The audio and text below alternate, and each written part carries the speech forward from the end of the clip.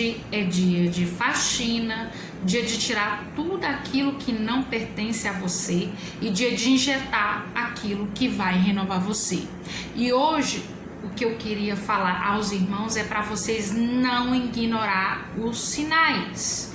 Eu queria trazer um texto, a base do texto bíblico que eu vou usar hoje para estar trazendo, sabe, clareza nessa área e um alerta para nós, para a gente ficar em alerta, né?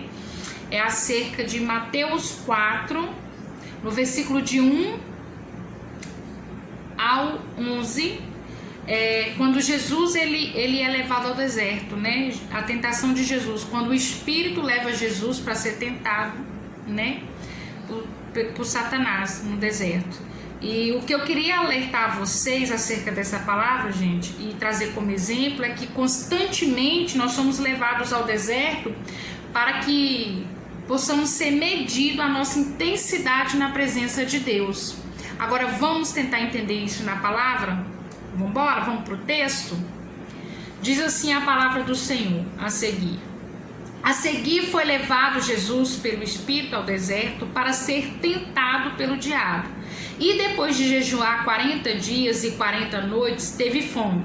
Então o tentador, aproximando-se e disse-lhes: se és filho de Deus, manda que estas pedras se transformem em pães. Jesus, porém, respondeu: está escrito, não só de pão viverá o homem, mas de toda a palavra que procede da boca de Deus. Então o diabo levou a cidade santa e colocou-o sobre o pináculo do templo e lhe disse: se és filho de Deus, atire-te abaixo, porque está escrito, aos seus anjos ordenará a teu respeito que te guardem, e eles te sustentarão nas suas mãos para não tropeçares em alguma pedra. Respondeu-lhe Jesus: também está escrito, não tentarás o Senhor teu Deus. Levou ainda o diabo a um monte muito alto, mostrou-lhe todos os reinos do mundo e a glória deles, e disse: tudo isso te dareis se prostrados me adorares. Então lhes ordenou e retire-te Satanás. Então Jesus lhe ordenou: retira-te Satanás, porque ele está escrito, ao Senhor teu Deus adorarás e só a ele darás culto. Com isso o deixou o diabo, e eis que vieram os anjos e o serviram.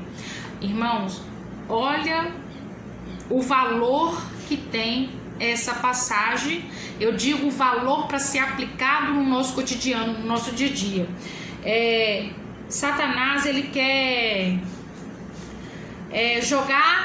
nos jogar nas armadilhas dele para os fins dele, né? Porque os fins dele justificam os meios dele, porque geralmente a gente usa esse ditado que os fins não justificam os meios. Só que para ele, os fins que ele usa justificam os meios, porque ele é astucioso e ele arma cilada para nós, que muitas das vezes a gente está anestesiado, com a mente calcificada, nós não estamos no Espírito Santo, e aí a gente não sente ele chegando com a sua sagacidade, porque ele é terrivelmente sutil, muito sutil.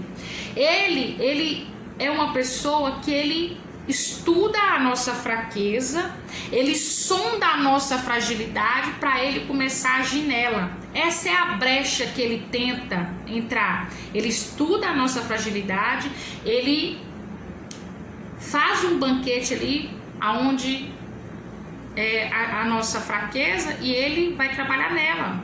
Ele fica nos observando o tempo todo para a gente ser pego nela. E olha que interessante, ele fala, ele tenta Jesus, né? E ele usa a própria palavra. E detalhe, Jesus, quando ele veio e passou pela terra para pagar pelos nossos preços, quando ele nos comprou no madeiro, ele era humano. Ele sentiu o que a gente sente, as nossas dores, as nossas emoções, fome, sede, tudo isso Jesus sentiu. Então aqui Deus quer mostrar para nós que não é impossível, e sim possível a gente tentar vencer como Jesus venceu o mundo. Olha para você ver, ele usa palavras específicas, né, para Jesus, tentando que Jesus fosse pego de surpresa. Só que como Jesus estava no Espírito, Jesus jejuou para que matasse a carne, para ele discernir e ter forças para lutar contra o diabo. E ele diz também, ele queria ser adorado, ele queria que Jesus se prostrasse a ele, e Jesus não se prostrou. E aí os anjos do Senhor, mediante o posicionamento de Jesus, Deus enviou os anjos e tirou Jesus dali e o serviram. E eu queria trazer para vocês, gente, acerca desses versículos que contempla aí acima, lá em Marcos, no capítulo 3, no versículo 27, diz assim a palavra do Senhor: ninguém pode entrar na casa do valente para roubar-lhes os bens sem primeiro amarrá-lo, e só então lhe saqueará a casa. Olha para você ver, isso aqui nada mais é a gente sendo alertado e advertido, né? Trabalhar aí na prevenção, que primeiro ele sonda, ele estuda a nossa fraqueza e ele vai trabalhar em cima dela. Ou seja, gente, se a gente tem fraqueza no mentir, ele vai, né, criar situações pra gente mentir. Se a gente é fofoqueiro, ele vai criar situações pra gente fofocar. Se a gente é mau, se a gente é sanguíneo, ele vai criar situações. Se você é uma pessoa que não pode ver um rabo de saia ou uma calça apertadinha, então ele vai trabalhar nessa área. Então isso serve para a gente ficar em alerta. Ele primeiro nos envolve. Veja bem atentamente, ouça bem atentamente o que diz nesse versículo de Marcos capítulo 3, versículo 27. Ninguém pode entrar na casa do valente para roubar-lhe os bens sem primeiro amarrá-lo, e só então lhe saqueará a casa. Ele primeiro vai te envolver, ele primeiro vai te jogar na lama e pisar na sua cabeça para que não fique nenhum fio de cabelo de fora.